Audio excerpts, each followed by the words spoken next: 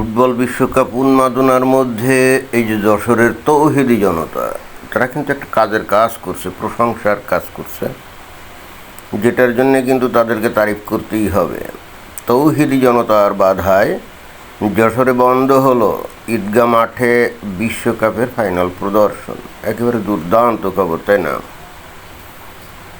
তো গত একটা মাসেরও বেশি এই যে বাংলাদেশে পোলাপাইন, যারা আবার কিন্তু ভীষণ ধর্মান্ধ, এমন মনে করার কোনো কারণ নাই যে তারা খুব উদার, না।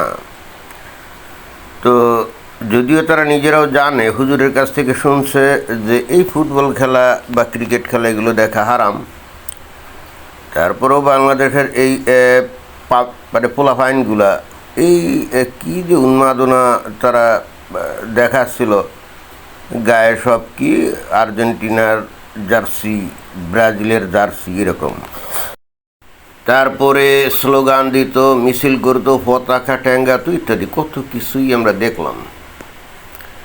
তো এই সমস্ত হারাম কাজ করে, শয়তানি কাজ কারবার করে অতঃপর মরার পরে বেহেশতে যাওয়ার আশা তো একেবারে দুরাশা মাত্র, তাই না? তো এই যারা নাকি এই সমস্ত উন্মাদনা করছে, এই ফুটবল খেলা নিয়ে উন্মাদনা করছে, যারা মেসিকে নিয়ে উন্মাদনা করছে, যারা এমবাপ্পেকে নিয়ে, ইয়ামালকে নিয়ে এই যে উন্মাদনা করছে, তারা তো বেসিক্যালি এই দুনিয়াতে থাকতেই জাহান্নামে টিকিট কেটে ফেলছে। এখন আমাদের দেশের এই তৌহিদি জনতা এবং হুজুর শ্রেণীর মানুষ, আলেম ওলামা বা এই যে ওয়াজি হুজুর, তারা কিন্তু ভীষণ রকমভাবে অন্যের প্রতি সহানুভূতিশীল, অন্যের প্রতি তাদের ভয়ঙ্কর রকমভাবে পরোপকারী মনোভাব বিদ্যমান।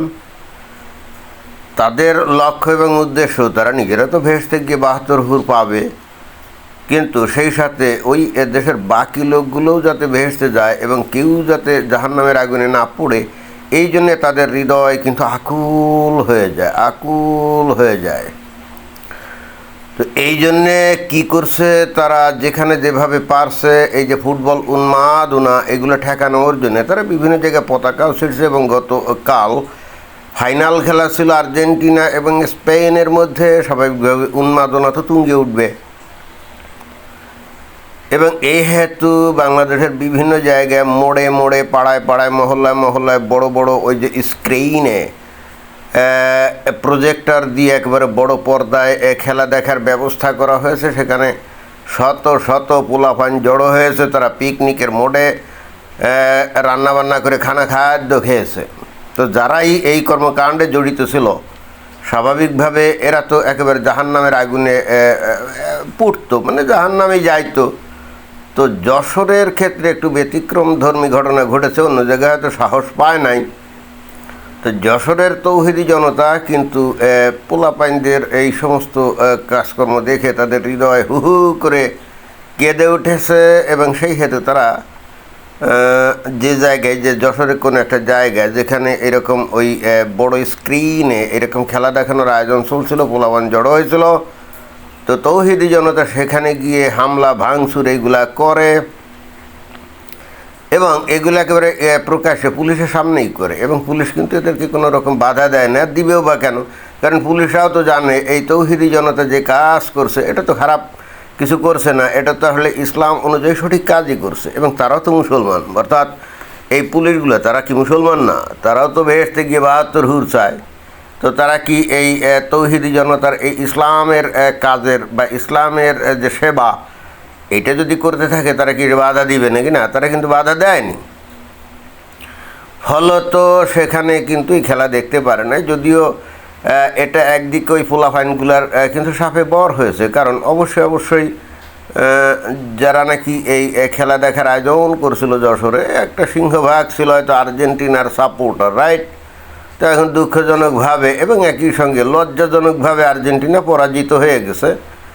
গতকালকের খেলায় সেই সেনা পরিচিত আর্জেন্টিনাকে দেখা তো যায় নাই। এবং তাদের থেকে স্পেনের খেলাকে অনেক স্ট্রং মনে হয়েছে। এবং বিস্ময়কর ব্যাপার হচ্ছে 90 মিনিট যে খেলা হয়েছে সেখানে এই আর্জেন্টিনার দল একটা গোল তারা কিন্তু ওই স্পেনের গোলের ভিতরে শট দিতে পারে নাই। গোল করা তো দূরের কথা, গোল পোস্টের মধ্যে শটই তারা দিতে পারে নাই। অতএব স্পেনের গোলরক্ষককে কিন্তু কোনো গোল ধরার জন্য ব্যতিব্যস্তও হতে হয় না। পক্ষান্তরে প্রতিনিয়ত এই আর্জেন্টিনার গোলরক্ষককে খালি বারবার কিন্তু ওই স্পেনের প্লেয়ারদের শট ধরতে হচ্ছিল।